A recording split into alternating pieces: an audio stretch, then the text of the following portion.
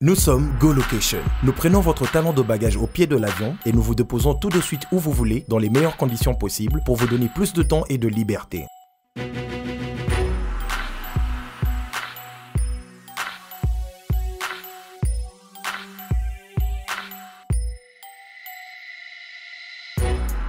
Vous avez le choix entre partager un van à partir de 25 $ par personne et une berline privée à partir de 50 $. Ce n'est pas tout, nous vous offrons des prix plus avantageux après votre première consommation de nos services partant de l'aéroport. Notre gamme très variée de véhicules vous accompagne dans tous vos événements pour un meilleur séjour à des prix hors concurrence et ce, 7 jours sur 7.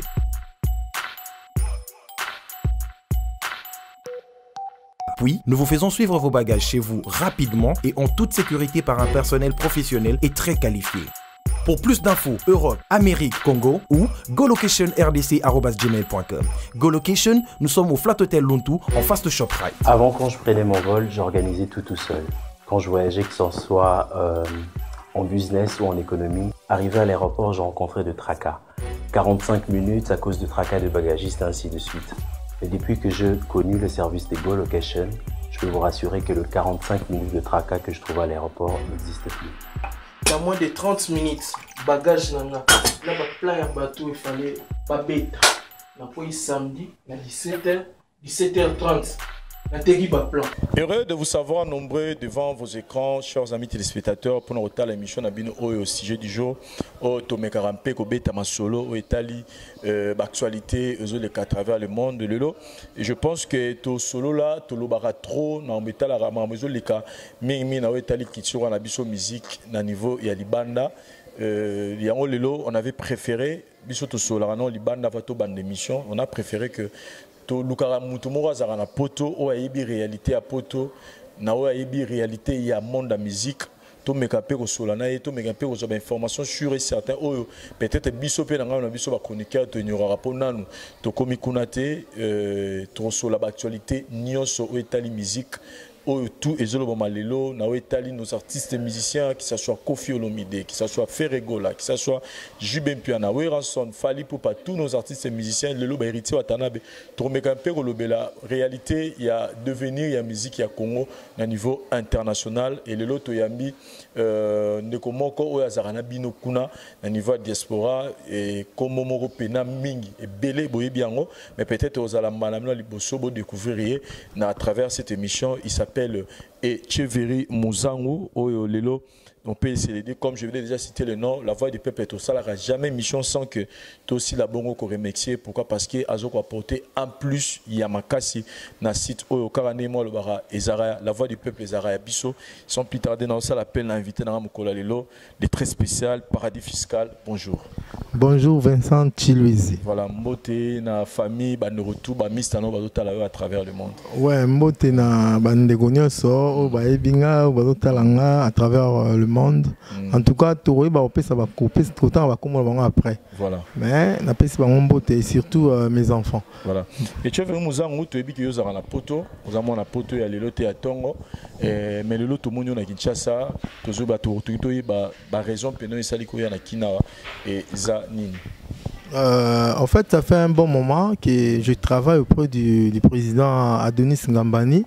On a salué. Le président Adonis Ngambani, le puissant. Voilà. Naza Mingi. Donc, Naza conseil spécial. Donc, je suis Italie. Privé na côté à sport, donc pas privé quoi, maramo Italie activité na niveau à sport na Kinshasa awa ngam na comment talent, c'est-à-dire vente achat ba maillot, il y a ba bottine, il y a pour dans des clubs. En tout cas le peut tolinga pizza par là to profiter pe pour expliquer biso pena bato ka Adonis Ngambani azalaka nani et puis Cheveri Mouzangu azozala salaka nini pemeni ya Adonis Ngambani le président. Ouais, en fait naza na ba président, en tout cas président Adonis Ngambani aza homme d'affaires, mais entre guillemets dans un fonctionnaire à l'État. Okay. Puisqu'il a un numéro, il a la matricule dans l'État. Donc il a un fonctionnaire.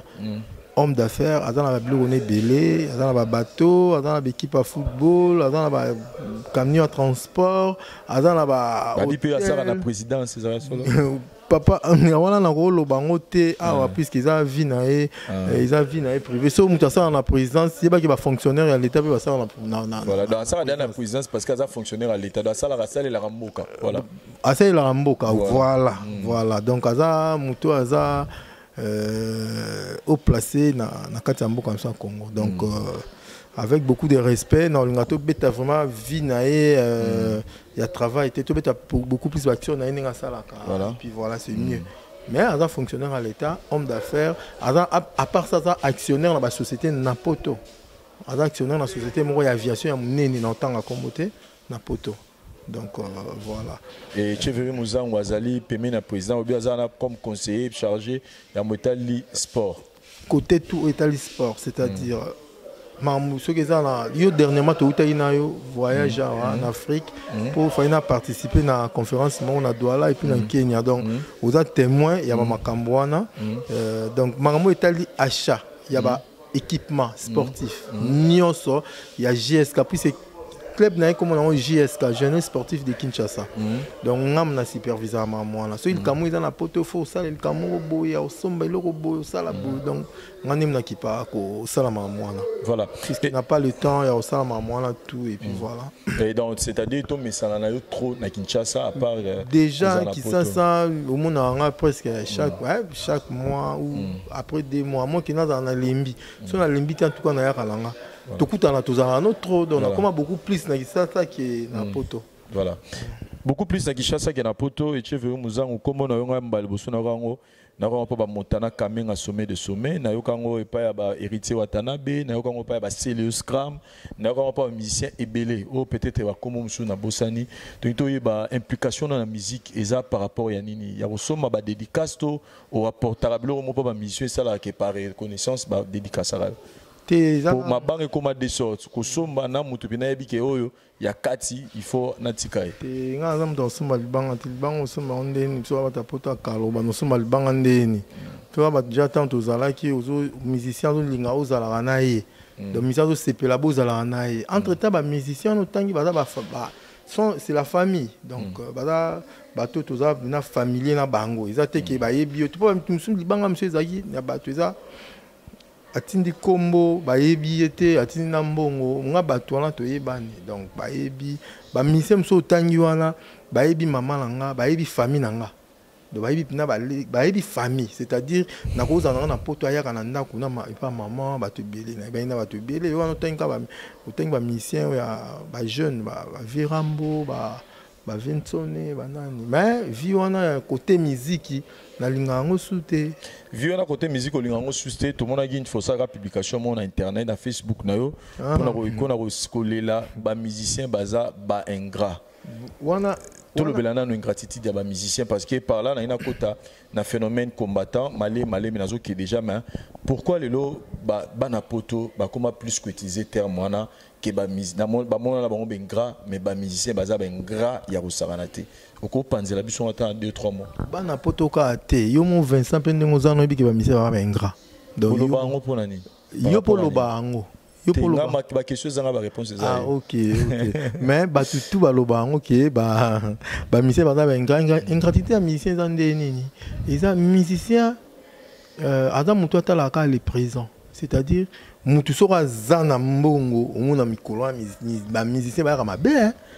ata ba yebi ete ba no boakaye en comparaison na ba musicien na généraliser parce que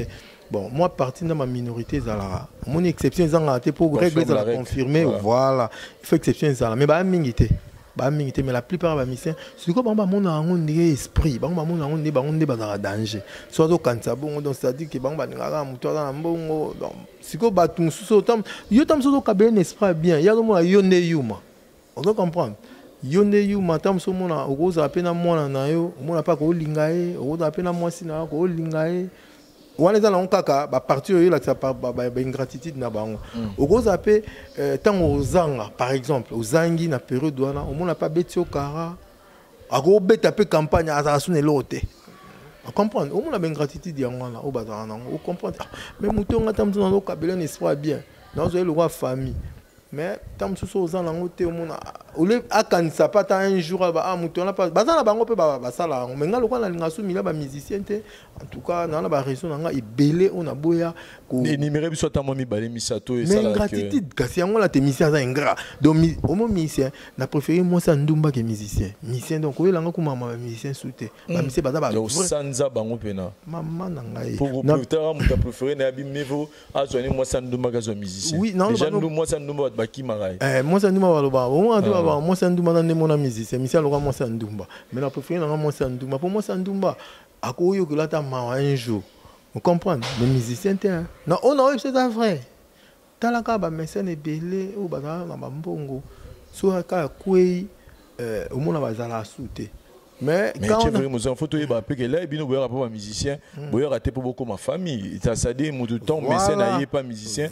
apprécier mon aïe aïe mbi aïe si la qui est que non ceux qui mécène dans la quoi les musiciens sont obligés au salle ils pour aïe la reine nzembo la plupart bon non chose quoi une gratitude des arabes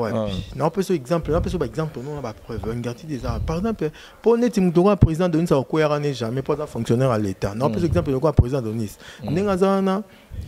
ayaka jamais koluka musicien abwakaye na peso ka exemple na ye aya jamais koluka par exemple musicien pesa musicien bon on est ni na za libanga te ba musicien bango ba obwakaye ba do bengaye on comprendre bon muta bongo yo mo obwaki soki ye mo ki sentiment libanga tamso ya akabeli mbongo à travers mutabi abo pesa mbongo mais muta bongo faut boka ke karate atozo yo ke souté siko bana obwake poani po pesa mbongo si ko lokwa do peso souté au bois kété yango na ingratitude so comprendre ingratitude ingratitude ça reconnaissance manque à reconnaissance il y a service mo ba rendre yo au recevoir au dans ko reconnaître yango na ingratitude voilà mais si ko ba misé ba dans ngo maka ici donc musicien mo na kaka les présents donc so za na souté abosani non oh ils ont vrai dans la mission tout doit et comment il peut le quoi famille pour nous avoir contre été belé na vie na so na tango vie na ka ba ôté il y a des hauts et des bas na vanda pe na ba bêtises na ba non ça na poto mon vandi moi tamo ba kangi yo mon ba mission na pe ba bosani yo bungi pe na donc kufi mais autant bateau ba na ba famille o ya boyer o za na yo le quoi famille vous comprenez ba msuku ba zo ba voiture mais autant la mutango abosana ne ça c'est normal mais à un certain moment sur zongi au changer vie na qui nzamba bénir autrement que na ndenge ba no sala mama be comment ko zongi la bata bongo batana ba loka ba satan ngap na comment considérer ba mission loka ba satan vraiment ba mité mama be ba talaka mission abaningaka bango donc faut ka bango non mutako za bongo te mutfo za la rapé atala batu mususu. Mais na parcours na yo ya kokote ba mission au moins okutana na ba 2 ou 3 missions pour mona ke bazana moi dose ya reconnaissance de tolobi exception za na tata moi mi balé mi sa to rotanga o pena ko bikete oyo à part qui ne ba mission ba rané mais yo au moins a solo la bien azara reconnaissance envers biso ata moi mission mi balé to mi sa to azate na ba vieux au moins vient sonner pour vieux on Kawe Ranson vieux on a la reconnaissance na dans mingi na ba conseil on a c'est vrai sans parti près on comprend ils ont mis na conseil donc à parier na moni mission za o za reconnaissance ça été maman na lo bonne ça vrai mais héritier watanabe ba c'est Léo Scramo na ibu tout c'est Léo mutabouye mbwaka yo to echeveri muzango tout ça da bango tout wana dongi bengraka to beta masolo ba musicien papa to beta masolo ba musicien nga beta masolo ba musicien en général oui voilà non. Et par là tu na kota siko na sijango pe ils appellent parmi les raisons où le toro le baquet question na tout echeveri muzango est-ce que le lot ko espérer pena musique et son à la poto parce que tout le monde a niveau combat au salama contre musique il y a concert il y a fallu pour na Sigal il y a concert héritier Watanabe na Olympia de Paris niveau yo ba congolais ba qui mobiliser pour empêcher concert est-ce que tu verrais muzango pour na yo musique et ko to espérer ils ont parce qu'on a compris que ils ont sous problème à pouvoir te comme ba compte à rendre net ma makambo to lo ba ingratitude à ma musicien tout ça est-ce qu'on peut espérer les musique ils ont à la poto poto yo tongo ba poto Vincent na été sur viser poto ni musique ekufa izala na poto wa ozo viser quelques pays na otanga ba production na otanga l'autre des productions qui raté obiso moto moni ngombi ni na comprendre ngozolo ba poto yozolo la Belgique France Angleterre ya ngona oyozolo belati mingi ou bien zolo ba poto en général mais poto en général mais to ebi ke place makambo ibandaka et ça France Belgique en tout cas wana mutu to ayi bien Vincent Ponanga wana ba Ponanga pona yebi nga te na ko ya te na za lokwa mutu mo ba to poto ba mandata ki pona lo ba en place na bango non na ko longa na ko ya na bi musique e beta soute mutu muso ya lo ba no musique e beta au monde on te mona musique ba muso ba bi musique e beta muso ba bi musique e beta te mais Ponanga musique e beta te na okende jamais maman musique. En plus, na ndenge na omoni la mama ndenge za musique yango te zongi nango bat ba oya tende ba oya liboso po bat ba koma bazwa ma conscience mobo par rapport à ba ya situation politique ya Congo ndenge zo marche raté on bata monné bo minusco bata na situation politique en mboka mais ce totali situation politique ba tum suso bato ba ya peut-être bo rosula na bango beta bango kara ce n'est que le musicien est bon là nous dirait beaucoup na minusco ndenge bato amolo ba c'est comme si bo mo utiliser ce ko situation politique en mboka po bo ça la compte à rendre na ba musicien au bazar ben grand verbe d'une manière ou d'une autre. Le T Vincent pour mes andeni pour mes que yo situation mboka o surtout bika ya. On comprendre Vincent. On monte yo dans la kin. Ouais. Voilà kina. Tozano na kina. Tozala sincère. Yebsanga orchestre ni beta sneti le to journée le to vendredi. Yebsanga combien d'orchestre beta samedi ba pe ba e plein. Tangilanga orchestre pour orchestre on nyo sezalia. Tangilanga combien d'orchestre ba production ça c'est maintenant na rotangela ba orchestre o ba bayara ba misi ba to bayara ba concert na ba. Te liboso ndenge zara chaque samedi o mona ke tamsu zaiko e beta tamsu wera fa beta na la zamba chaque samedi orchestre bo fois beta chaque bo na ebité on a lo ba no za vrai tangilanga ta mois 2 o yebi ke samedi ba beta o yebi ce que le bon bien soana et en début no botelé la musique parce que ezalaki to lo bat ezalaki ba musicien na OK na yo na OK na ezalaki wera son mona a qui tourné na poto a robeta 6 mois après sinzala en Afrique na Congo donc tant roya certainement a relancer ba production et belé parce que bazanga qui tant azo koto a tiginzala na poto mais le lorsque ba misi ba comment ata le la beti ce qui le la beti na grand na showbiz le ba beti na grand hôtel le monde que ba production au pays ça na makamute merci Vincent mais moi change wana ya kendaki poto azongi aye Kishasa et ba change wana no ça merci beaucoup merci moi ba musicien na biso batika ko kosela bata poto makambo problème na ngeza musique na ngeza communautaire donc tout raisonner bien au moins musique na ngeza communautaire pour ani pour abetela ka biso ba congolais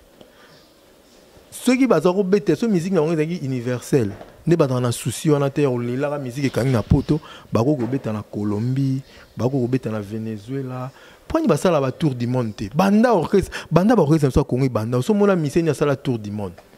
Alors, les Américains, les Américains ont abîmé. L'année prochaine, on sera la tour du monde. On s'attend sur le World Tour. On va la Hawana. Mission sur la mission sur à Paris. Tes problèmes à Paris, France, Belgique, France, Londres, Angleterre. Ils ont pour na baby qui kuna bazambongo, ya mabanga pour baby bazakune lamba na chemise. Ceux qui passent la musique na bango, internationaliser donc comme universel. Et que on obéta partout dans un souci. Bon les latins, ceux qui sont en France, musu ko beta na Bulgarie. Yo quand son musicien congolais mo azu production na Bulgarie na commentaire na Bulgarie. Dis-moi la vérité. A aucun détail. Bulgarie peut pas payer billet bon Hollande. Moi pendant que musicien beta place go ba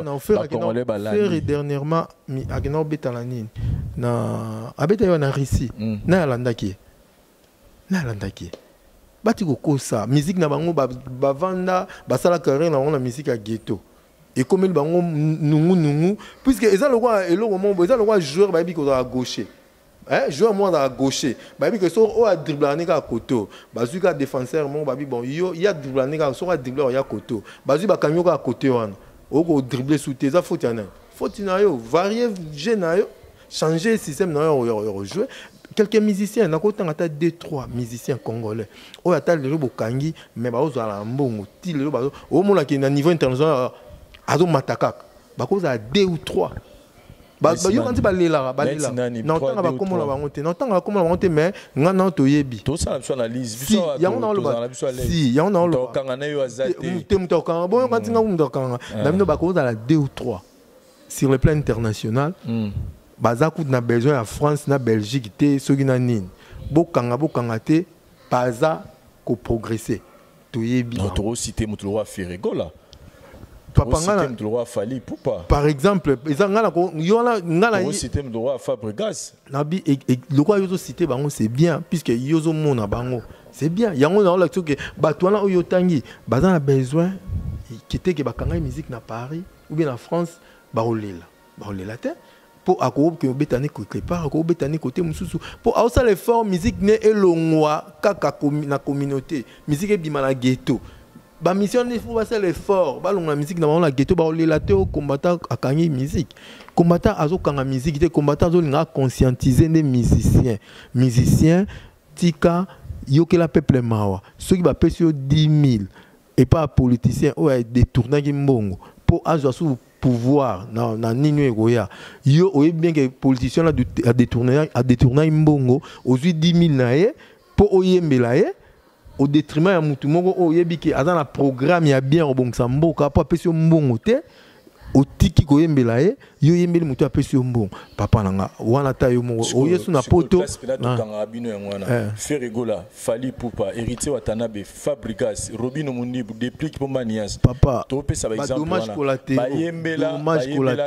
dommage collatéraux ça matin génération ya bango bazana problème te ceux qui obid mamwana pour parce quelque part pour dommage collatéraux on vient de m'apprendre que maître Gims n'a qui Kinshasa a un passeport congolais na papa tika otanga papa to solo la nyoso te so bi dommage collatéraux c'est il faut bolanda rapper biso ce que l'autre te la bolanda pe maître Gims pour yepe azana dommage ko aza congolais azu tout ce passeport congolais na ya zara nango de ba ko ça va biso à français te oui maître maître Gims maître Gims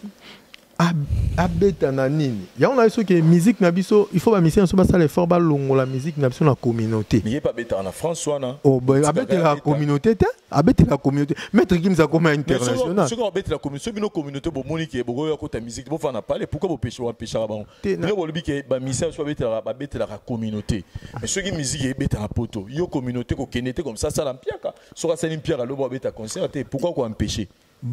oui bah on va empêcher pour l'année il y a mettre Gims pour empêcher rater pour baza ko empêcher na ko mabe oui toza ko empêcher pour l'année na mi tchape na kati oui pour ani pour baza ba inconscient baza ba égoïste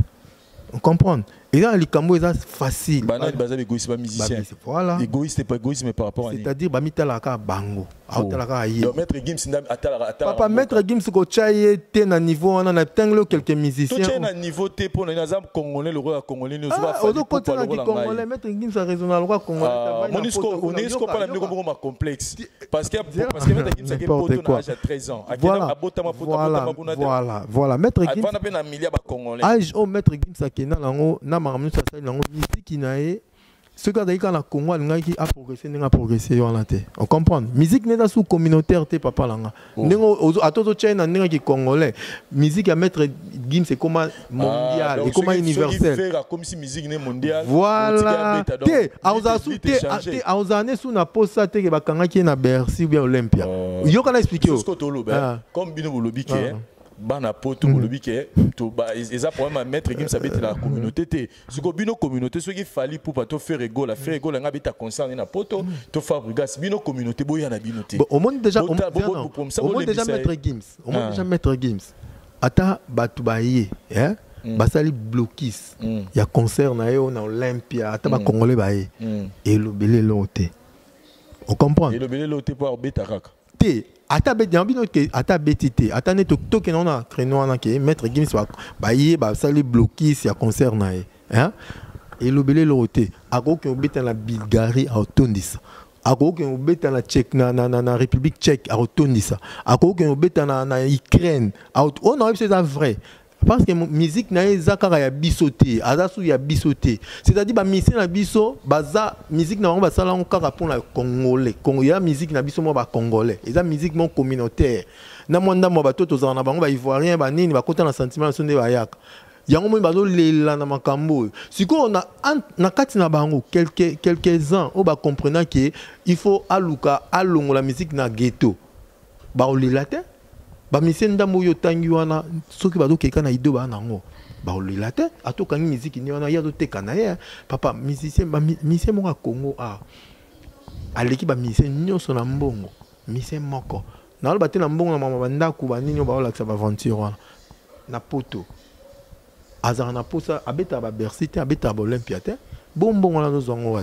ya musique pour d'autres ka ba disque na azana nini na ba plateforme nyonso ya vente ba ya ba nini ya en ligne atoteka ozaka na besoin to beta na Olympia beta bango ne ba dans la posa ba chemise na ba pantalon ba pesa mutu pa opeso so azate na opesa mutu opeso so azate musique et beta te aussi longtemps que bazana non bazui conscience te au moins tant balingaka ba beta na poto et le la temps balingaka beta na France na Belgique et le la samna bazana ba inconscient donc na bazwa na conscience te que ba opexation pour ani faut to ba pour ani oui pour ba tu ba sala ki ba sala bo photo tika sikoto comment papa na lo bano exemple moko ba musicien là ba voyager en aéroport Angilia aéroport Angil avant au voyager au foot à combien yo to uté no voyager on foot à combien. Pour les gars à l'aéroport, $55. Il y a nini? Go passe na mon il y a nini? Pour l'entretien aéroport. Ah, entretien aéroport, il y a nini? Koufa ou bien ça ni? Et puis ça a toujours sika. Ah donc yo zo mo là normal. Que mutu pas voyager, il faut foutre à 55. Tokine no tant to zo ba vol to zonga na ba mboka msur des pays to tambola ino ya aéroport. Foutre combien? 0 francs. OK. Donc yo là ça que mboka etambola bien te. Et ça, c'est comme normal, dans le biso, on va dénoncer. Dénoncer. Papa, au lieu de pour la mission, c'est-à-dire que le cas va au concert, va au lila, va au dénoncer, va maman Mickey, on a bon on est qui n'a pas. Puis la Kinshasa sa salité. Aéroport on peut c'est si là. Mais bon on tire et banda kale plus de 10 ans maman bon on est qui n'a pas puis na bon on est à wapi. Na poche na. C'est pas bien. Ils ont maman mission va dénoncer puisque bon va matar na avion tout le temps. Mais le cas va message na matolo, aibi ka ozoni ka bon matolo, ata foutine $55 wala bon matolo et ça non il ote. Or à koki mission ko lela pas mututé. Mission za mutu mo ya nende pas mututé, un simple citoyen za na poto à vivre en à salaire na normal ou à vivre na famille na mission lela ka té. Mission mutu faut un bon on est par rapport à œuvre nae par rapport sur mbo ko etambola bien bas maman au kanga bango concert ndaka ba ça bien pour la bango ba favoriser bango pour ba s'épanouir ba bien la vie ba tika na bango na pas en pamba. Voilà, chers amis téléspectateurs, on les appelle et tu veux nous en saluer la musicien et ça réflexion moi ma casse peu tout le monde en France Paris et France Belgique alors qu'Europe est tellement menée faire rigoler la bête en Russie tout le monde a place combattre l'anda qui était au matin tellement que de ça une façon et ba combattre bazo stimuler kaka partie ces missions na biso ba pesa sous plus parce que sur pesi plus aucun na Russie combattre au Congo aucun na Bulgarie aucun na Danemark ba au Congo pourquoi parce que bato wana ba oya kokota musique dans tout petit carobé ta musique communautaire wana bo mona que combattre peut à recours souter mais aussi longtemps que zara musique communautaire combattre a toujours ko dominer na mo ngolo belo ça nya bakelo au mon abi au moni grand calé abeta na Olympia te abeta Bercy te abeta Zénith te grand calé que na abeta musique na Kiba lelo o ba Kibin o biso to yebite baloba munoko na biso te baloba so espagnol ba yimba banze mo grand calé na lingala c'est-à-dire à même musique na biso na libanda abeta na Olympia te bango pe ba ko sala ngo poni balela kaka Paris Belgique poni balela pantalon ou bien balela chemise yo ta sik na balela musique ekufi culture ngo ezara musique papa culture ezara munene mitso ta ministère à culture banani ba artiste bani ba peintre bazana kati soki na bato ba sala kiko na académie des beaux-arts bazampe na kati ya ministère à culture bango balela ka musique quand musique yango tozolobela et tu veux muzango yoza muto c'est vrai que on s'intéressera du sous-souté dans ma musique wana mais au moins aux la musique ils ont fait partie pe na car na yo tchaka ta musique un peu yo kaizara une façon il y a qu'on s'intéresser dans opé mais nangana tout na question par rapport il y a actualité yo ils ont régné minute on a kin na yo taliba musicien tout le monde clash au fait rigolo la salle sur Koffi Olomide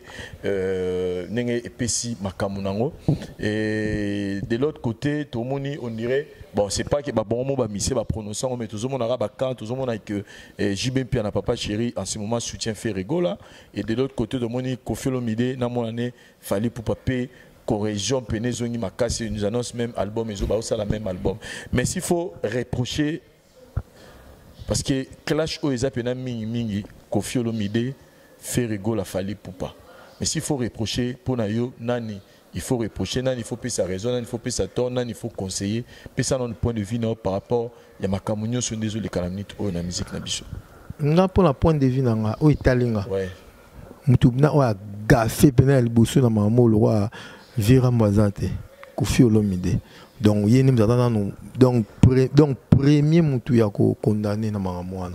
Bon. C'est-à-dire, même si à propos de Ténara, il y a des bandes de Ténara, à propos de polémique. Voilà. Mais il faut aller dans un moment où il faut continuer à faire la maman, pas comme papa, comme coco, pas même papa, mais comme grand-père, puisque quand on a été sur un banane, voilà. C'est-à-dire, un système américain un système musique solo produire bien polémique c'est pas bien la polémique a fait la polémique faire na fali nga na kota mama na bango te po italinga te nga na lo bande na mukolo wana oyo azokota mama bala mike c'est pas bien ba propos ni ko Koffi Olomide tena ki pour na yo monique il fallait pas tenir contre Ferré pour permettre pour tinda Ferré à clasher sur yenga clasher ne be mission sale maman lobaki na télévision émission ya Nati Lokole atane batu bazolinga ba komisa ndenge wana te mais na émission Nati Lokole ko fait kala loba ba Ferré te d'ailleurs utano côté la Ferré ba nga na yo kai bongo te nga na yo kai kaloba mabe nae depuis mon Ferré azo pe courage Ferré donc quelque part vous encouragez Ferré gola na makambo asali wana ninga asali émission en tout cas et Thierry Muzanga betelne Ferré gola maboko comme mukola a gafa qui bon l'équipe lobo sengelo loba humilié ça dans sakana ne Vincent moni lekina on moni roza na petit frère na so ngo sala reproche so bengi na ndako o bengi na chambre o sala reproche na likamo bo a réagir te so ko sala même reproche on a libanda na miso bato na te so comprendre petit frère na propre bo siko o mutuku ta petit frère na ote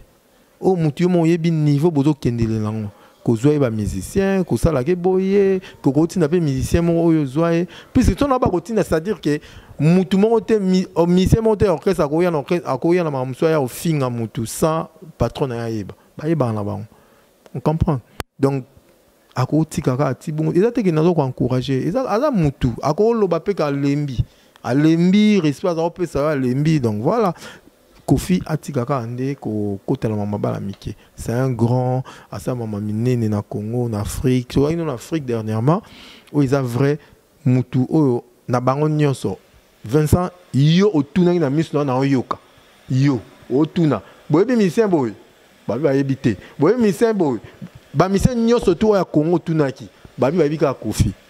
so na kosi o le belanga qui na ba vrai ba l'exception pe na Koffi place ni a betaille danser voilà so yendeni voilà c'est un grand ada besoin ma mona talanda ba faire à ça là bo fami tcha place na ki mkolo am kolo am tcha place am kolo so do luka ba base musique ne pe o ado sa ba rumbo isimba na ngosuté papa langa na été so maman za rande so inspiration si la so ni alukelo mso ako sala ako créer le msusu apa kaka kina ma musique yo moyebi Vincent nga musicien nga o na linga na beauté mais na musique koyoka na voiture na c'est toujours Koffi na ba musique ne akala ils ont bien toujours Koffi oh non le bano ils ont vrai mais comportement ya Koffi ils a bien été à la vie il faut amicha na personne qui mkolo aya te asangana na bana mike comme boye sala vous te fali na faire so ba sa maman nga ou fali na faire maman on italinga te donc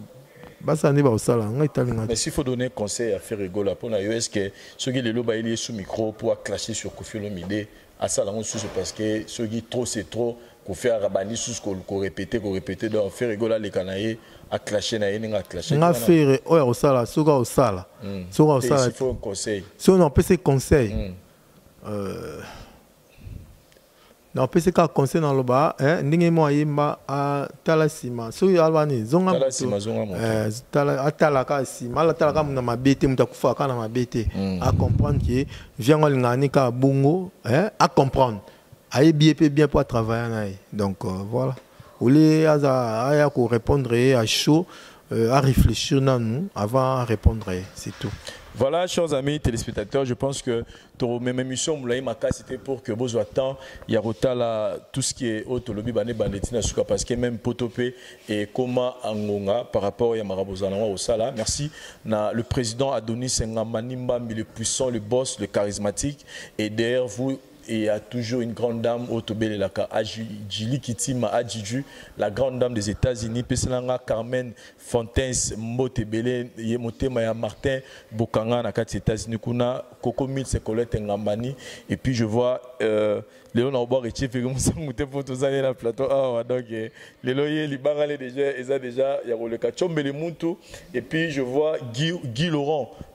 le prince de Nairobi, Bambote Bele place aux alliés, et puis Ange Magne, donc Bambote Bele, on a place aux à Kenya, Kuna, et puis je vois Komana Poupou, Talarape Bissomingi, et le très spécial paradis fiscal. Comment paradis fiscal, on a par rapport à nous? Paradis fiscal, il y a un belé. Donc, on a paradis fiscal. Donc, je suis surtout tellement bon fiscal. C'est que tu veux, nous avons un bon belé. Tu as un bon belé. Tu as un bon président de Nice. Vraiment, sinon. On a un paradis fiscal, c'est-à-dire que nous sommes bons, on va y aller. On a un bon belé sans. Voilà. Un mot na bande retour batali biso na miki likuna na biki staff na yo bande rono mo zana bango bazota la jogo na biso pe Yann Muzango babote be place na et puis moi qui dédicace na bato batali biso un mot na otali maramutu to soli lelo. En tout cas, un mot na mamu to soli na préféré prochainement sur cette émission to sur la mamu ya ngai par rapport à Moussa na Congo to ça la une émission qui tout sur la beaucoup plus musique pesant en bien puisque ils ont fait partir na politique en Mboka na biso Mboka na biso on dirait musique et musique il faut qu'il y ait politique, il faut qu'il y ait musique. Donc voilà. Mais prochainement tout cela beaucoup plus marmo est allé vinanga awa na Congo. C'est une moté na banda on peut ça moté na président de Nice. Voilà futur candidat à la magistrature suprême. Nous avons informé donc il y a le président de Nice a postulé tout na présidence ya mboka oyo puisque batoko bango maye les alliés na président oui na la magistrature suprême donc na aza candidat donc batoko bango dans la maye dans la nyonso donc oyo diriger mboko donc côté on a problème té na pesimbote na cour constitutionnelle Julie Kitima na pesi mbote na mwana na elle na pesi mbote na Coco Mins na pesi mbote na Martin Bokanga notre GIS na maman Carmen Fontaines na pesi mbote na camarade nanga boss Mukuna na pesi mbote na Madeda na pesi mbote na Sydney Poitiers bato pe baleke beye na pesi mbote na Kinso na za awa obosani bureau mobile au président de Denis Alobara Mike Longange donc Mike Longange donc on dit bandal comme bandal tant au moins commune dans la bandal ta basali yango donc malamo ba pesa pouvoir et pas Mike donc na bandal là yim ta déjà bandal mobimba donc na pesi mbote donc na pesi mbote na Willy Godard alela trop ah oui, na PCP Mbote et puis en tout cas la PCP na bossé une balle na ngai Yann le grand Jogo le campeur El Nino na PCP Mbote et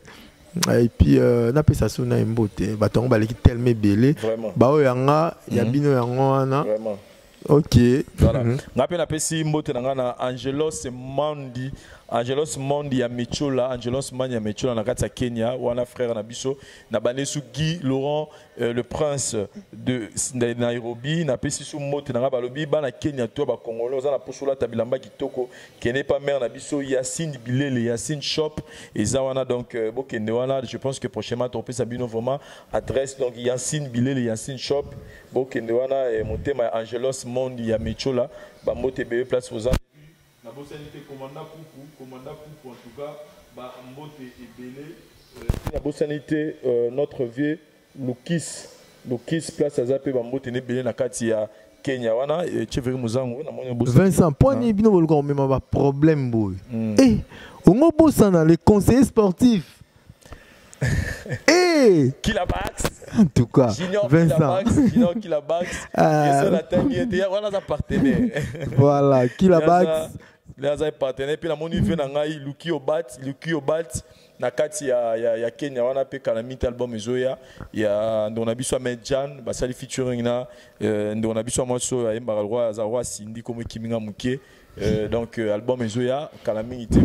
malango déjà merci na pause ça au caméraman assuré merci na Thierry Mombaya assisté biso na tournage et merci na bandeko tout botal émission l'actualité continue sur votre site La Voix du Peuple merci bye. Nous sommes Go Location. Nous prenons votre talon de bagage au pied de l'avion et nous vous déposons tout de suite où vous voulez dans les meilleures conditions possibles pour vous donner plus de temps et de liberté.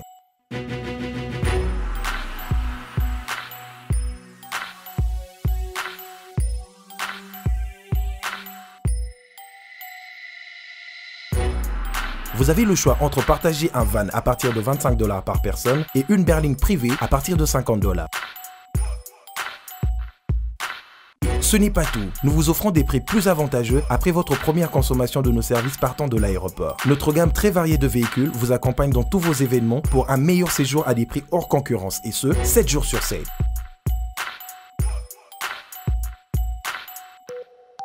Puis, nous vous faisons suivre vos bagages chez vous rapidement et en toute sécurité par un personnel professionnel et très qualifié.